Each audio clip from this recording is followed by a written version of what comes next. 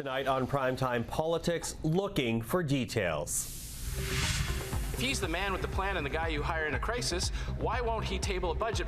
We expect the support from all in this House.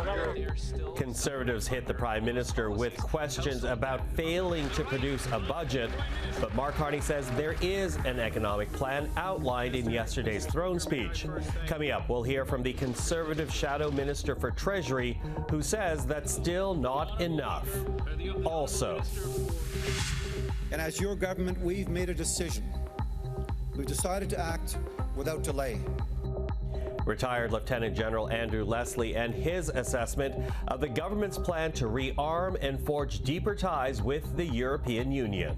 Plus, Green Party leader Elizabeth May and how to get decorum back in the House of Commons. This is Primetime Politics. Hello everyone, I'm Michael Serapio. Well, Canada's 45th Parliament got underway in earnest today, the first question period since the return of the House.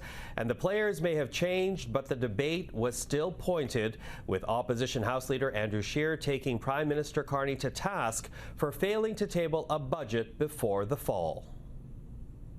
Since the election, Canadians have been inundated with grand rhetoric and pretty speeches from this Liberal Party, but they are still suffering under all those policies. Household debt up at record levels, number of people who can't pay their mortgages increasing, food bank use continuing to rise. Now TD Bank is forecasting a recession with hundreds of thousands of lost jobs. The PM said undoing the damage of the last 10 years would require great speed, but he's not going to table a budget for 6 months. If he's the man with the plan and the guy you hire in a crisis, why won't he table a budget before he goes on summer vacation? The right honourable Prime Minister. Mr. Speaker, I understand the member of the opposition is very busy, didn't have a chance to study closely the 100-day plan of the former member from Ottawa, Carleton, which did not include a budget. Our plan includes legislating for one Canadian economy and nation-building projects immediately to grow this economy, and we expect the support from all in this House. Well, let's talk about the return of Parliament, as we're now joined by Conservative MP Stephanie Kusie, the member for Calgary-Mindapore. Ms. Kusie, thank you for joining us. Thank you for having me, Michael. So we just heard your Commons leader, Andrew Scheer, criticizing the government for not delivering a budget now, although the government says a budget will be coming in the fall. Why the criticism over this delay? Well, we're very concerned, frankly, that Mark Carney does not have a plan. As we return to the Parliament, we're very fixated on our 5 priorities, of course: reducing the cost of living for Canadians, getting more homes built, keeping our streets safe, getting our productivity up, and of course, considering our immigration system, which needs to be reevaluated, most definitely. So not having a budget is an indicator of a complete lack of a plan by this government. A new government, you think the first thing that they would do would be to present a budget to the House of Commons and to the people of Canada. So that really is a failure as far as we're concerned in terms of having a plan.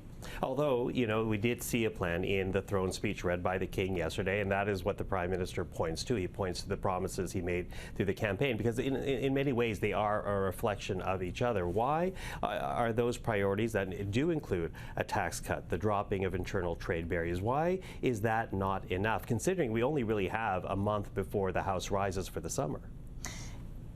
Michael, it seems to continue to be a series of platitudes. We did not hear a single thing about pipelines or oil and gas, which are very important for my people, the region that I come from. As well, he has often provided targets, but no specific concrete ideas as to how he's going to achieve these targets. So, for example, as Shadow Minister for the Treasury Board, I take note when he says that he is going to reduce the operational budget by have it be no greater than 2% compared compared to the 9% we've seen recently, but they haven't laid out a concrete step-by-step plan as to how they're going to do that. He also indicated that he wants to reduce the operational budget, have it balanced, I should say, within 3 years. Again, he creates these objectives, but he doesn't say specifically how we're going to get to them. Pierre Poilievre had a 100-day plan. He was going to have us here through the summer. I'm happy to be back, but I wasn't looking forward to that necessarily. We're seeing a lot of ideas from Mark Carney, but not specifically how we're going to achieve these objectives. And we're going to need to do a lot, considering we have a $1.4 trillion debt and a $61.9 billion deficit as of last year, Michael. So it makes me then wonder, what can your party work with this government on? Because at the end of the day, as a minority Liberal government, they're going to need the opposition support to get things passed. So where do you see yourself working with the government if fundamentally you have problems about not having the information that you say you need? Well, we will definitely continue to stand up and speak for the 8 million Canadians who did vote for us, over 41%. And they want to see productivity in the way of, for example, eliminating Bill C-69, the No More Pipelines bill, getting rid of C-48, the No More Tankers bill, to harness our productivity. Pierre Poilievre also had the idea of greenlighting the Ring of Fire, these types of initiatives. As to working together, I'm sure you also saw the announcement today Michael, that Mr. Poilievre has committed to our support for the Ways and Means bill.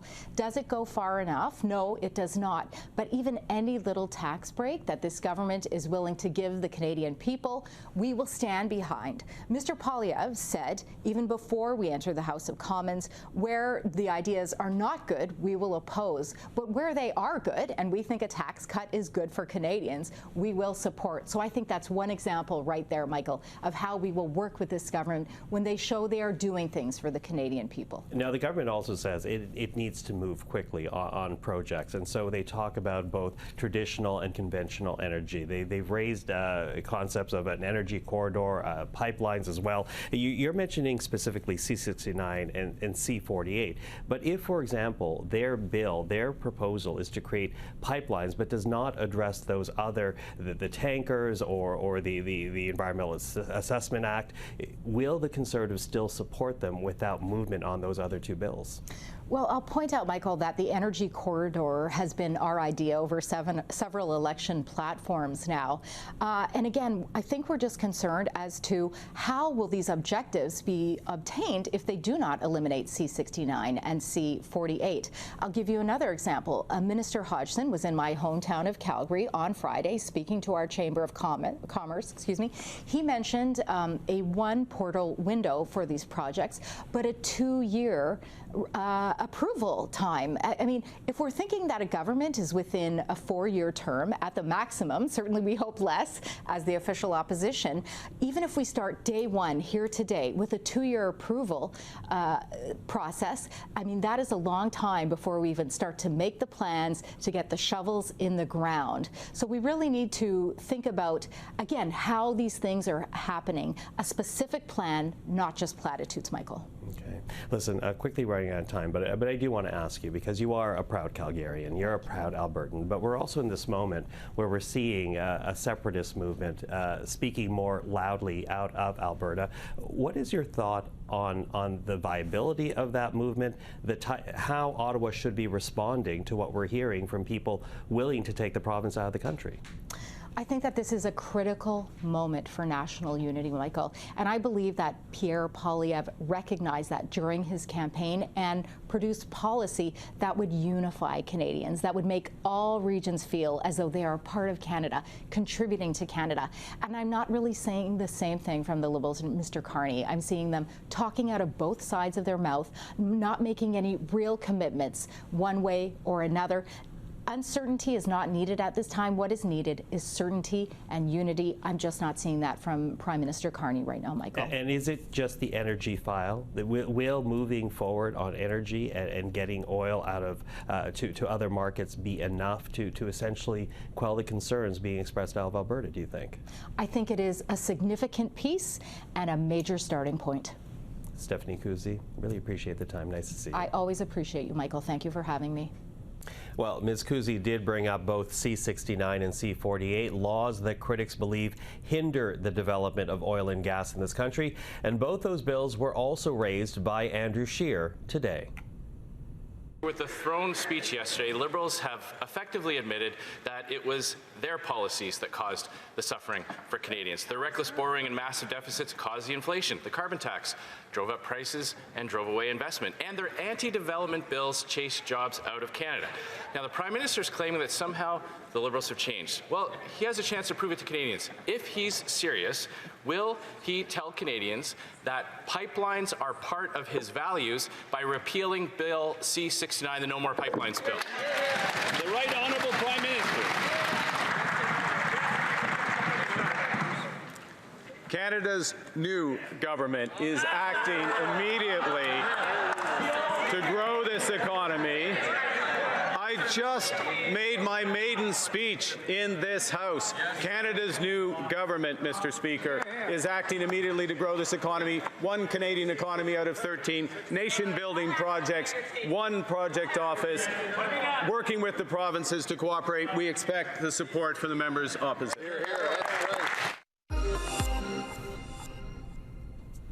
Well, to the matter of national security now, because today we did hear from Canada's Defence Minister, David McGuinty, in his first major speech in the role, speaking before an arms trade show, announcing Canada will be moving forward with major investments and initiatives, and that includes forging deeper ties with the EU as the continent also looks to boost its own defence capabilities. And just yesterday, Prime Minister Carney made it perfectly clear. Yesterday evening, he signalled our intention to sign on to a major European defence rearmament plan by July 1st, diversifying our cooperation while participating in the opportunities inherent in Rearm Europe's anticipated $1.25 trillion market on defence over the next 5 years. Well, joining us now is retired Lieutenant General Andrew Leslie. From 2015 to 2019, he was a member of Parliament for the Liberals. He also helped draft a 2017 defence policy report entitled Strong, Secure, Engaged. General Leslie, always good to see you. Thank you for joining us again. Thank you, Michael.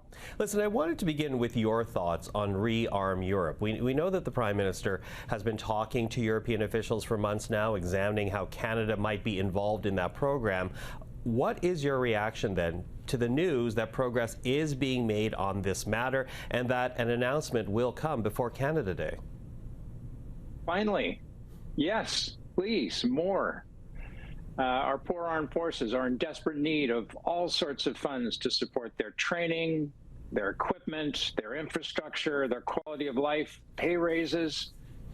And right now, quite frankly, we need them more than ever. So the more energy and focus we can put on re-equipping and rearming the armed forces to better defend Canada and our friends and allies, the better. So where do you think that investment should be? Well, how would you prioritize the list? Because it seems when we listen to this government, they are talking about massive reinvestment in all directions. But where do you think it needs to be invested first? In what priority? Well, a tiny bit of background to some of these issues. The big projects, the ships, the planes, the thousands of vehicles almost invariably end up going to American companies. So we have to diversify as a nation. We have to spread our reach further abroad. We have to make new friends and reinforce old ones. The idea of having such a heavy preponderance of our defense spending on the United States is illogical. Doesn't matter what's happening down in Washington, that's illogical.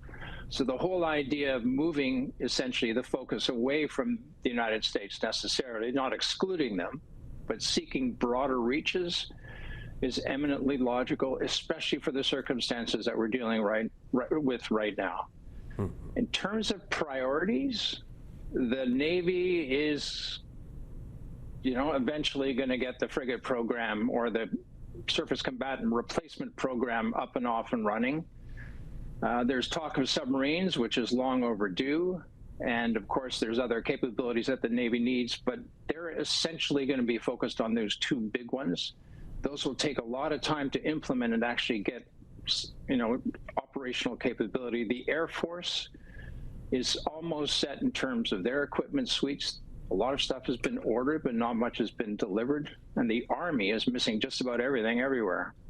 Okay, so a bit of the state of the union, if you will, when you look at the armed forces. But, you know, we've also heard from the U.S. president, rearm Europe aside, we have heard from Donald Trump raising this idea of a so-called Golden Dome, this space-based missile defense system that essentially would protect the United States. And he says Canada could get in on that dome for $61 billion or free if Canada agrees to be annexed by the United States. You know, annexation aside, should Canada be getting into deep talks about getting a part of this Golden Dome? Well, the United States as and will remain our neighbor, and probably for the conceivable future our largest trading partner, and they're very, very focused on defense and security. If the United States want to proceed with another Reagan Star Wars, which is what essentially we're talking about, very expensive, lasts a long time in terms of the research and development and the actual fielding of systems, it's something that we should consider, obviously, but we'll make our own national decisions when the time comes. In the interim, there's other systems that Canada can participate with other friends and allies, which can better protect our troops and our cities. So those options as well have to be considered. What are those options, General? Well, there's a variety of nations who are, as a result of the war in Ukraine, heavily focused on essentially knocking down enemy missiles when they get anywhere near close to your population centers.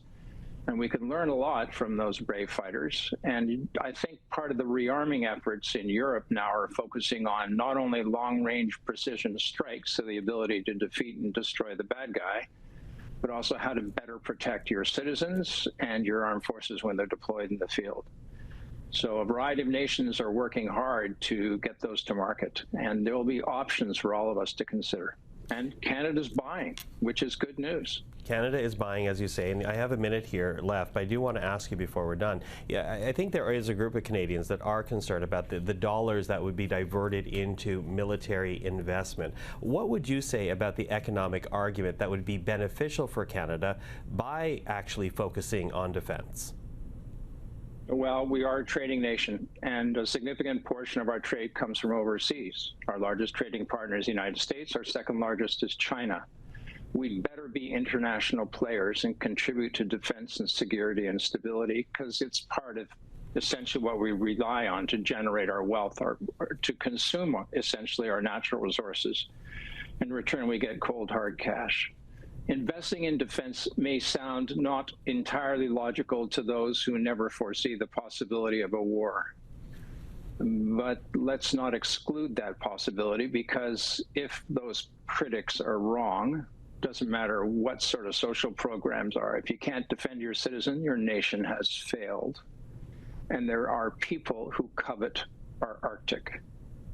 We owe it to ourselves and to future generations to invest wisely in defense, to keep pace with the demands that our allies have placed on us, so we can present a united front in terms of deterrence. So the wise thing to do right now is to spend less on social programs and more on defense, because our troops need the equipment to better defend us and deter potential foes. And today, unlike yesterday, we have potential foes out there. So I'm delighted to see the Prime Minister putting this emphasis on defense. And I'm delighted to see David McGuinty, who quite frankly should have been a minister many years ago, safe hands at the tiller bar. And now they've got to get cracking and produce defense output. Bye. General Andrew Leslie, always appreciate the time. Thank you for this. Thank you. Well, let's get back to the return of Parliament. Elizabeth May is the Green Party leader, and for the 5th time elected in the BC riding of Saanich Gulf Islands. Ms. May, good to see you again. It's very lovely to see you again, Michael, and to be back in Ottawa. Be back in Ottawa. It's like back at school after what kind of a weird, it wasn't summer, we just weren't here. But busy while you weren't here. And you know, once you did return, there was of course talk that you were considering putting your name forward to be the Speaker of the House of Commons. You decided not to. You decided it was more important to represent the Green Party in the House. But I do wonder, what was it about the Speaker's role that made that possibility appealing for you? It has been for me forever, and some of the news coverage has said I tried other times. I've I've never tried. To try to run for speaker, you have to write people and say, I want you to vote for me. And I've never been in a position where I felt right saying that.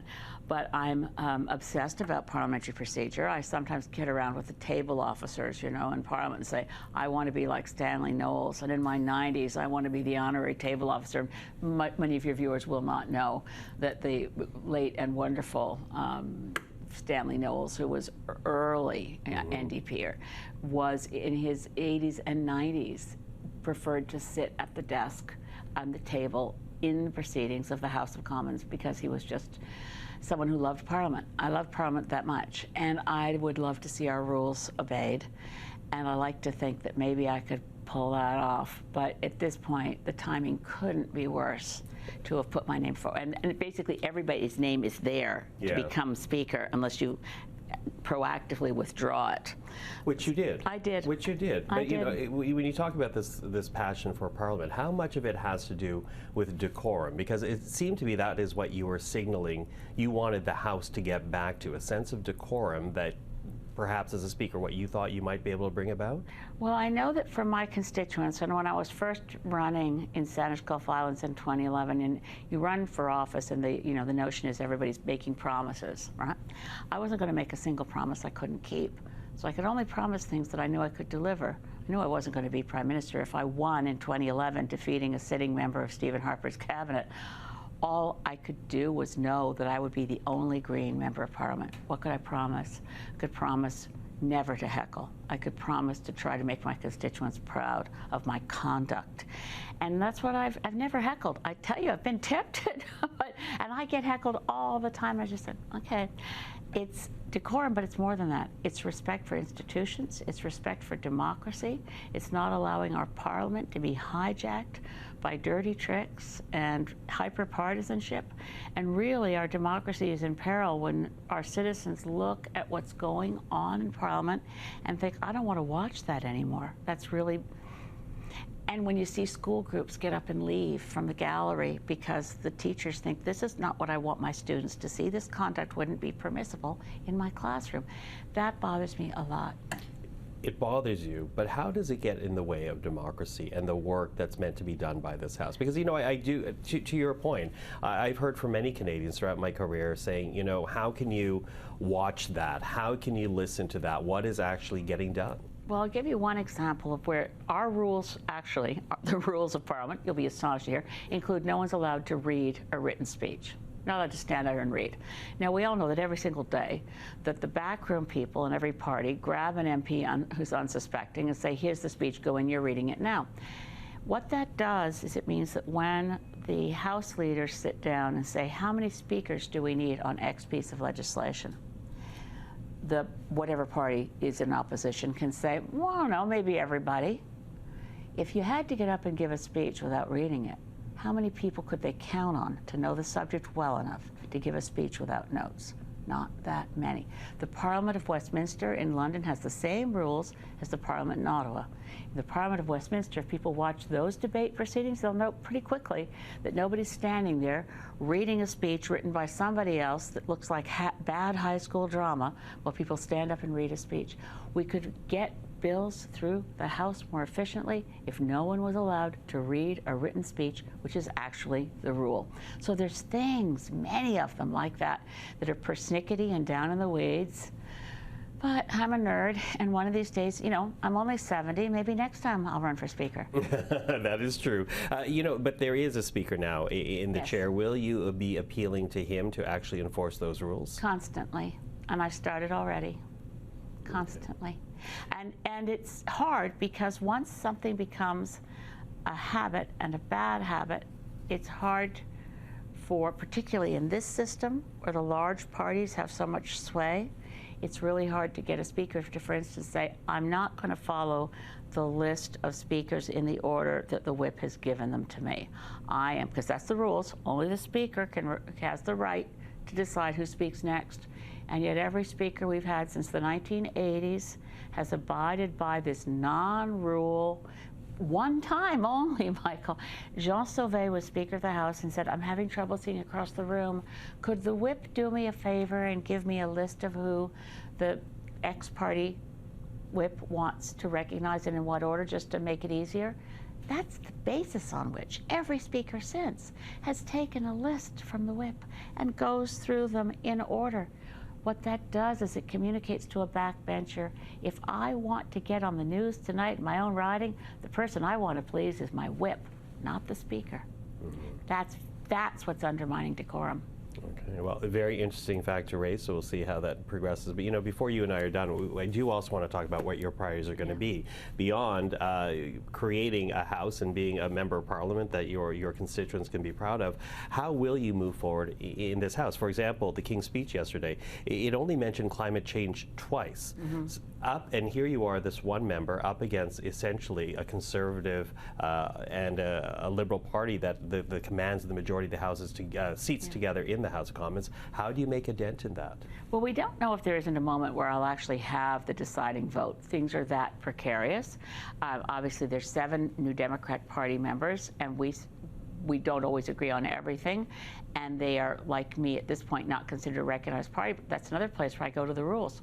Under the rules, people who are members of Parliament in parties with fewer than 12 are still official parties and still have the right to sit on committees and still have the right for time and question period. The only thing that the recognized party rule, which is a law passed in '63, does is give those parties money, but there's nothing in there about rights. So I'll push on that. I'll push on every single time that we see, which we have not seen a single thing yet on paper, of what is the Liberal Party, what is Prime Minister Carney's plan on climate. We've seen nothing yet. We have to push hard on that. We have to make sure that we meet our Paris commitments. That's non-negotiable because the future of human civilization hangs in the balance. We don't have much time, and time is running out. So I'll push on that as hard as I can. And I know there are MPs in every single party who agree with me, whether their leaders agree with them or not. Are you worried about Prime Minister Carney, though? Because he has emphasized economic growth, not a climate policy, as arguably the last Prime Minister did. Yeah, Prime Minister Carney is at this point an enigma. Mark Carney, author, was pretty damn clear on what a carbon budget looks like, and that we're running out of time. Candidate Carney was murky.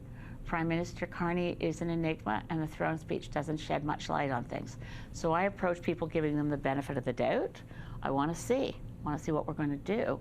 But I met Tim Hodson for the first time the other day, our new Minister of Natural Resources, and he said, we want to get clean energy out. I said, that's right. And there are no clean fossil fuels. We haven't had a conversation. That's where it stopped. We'll keep working on it.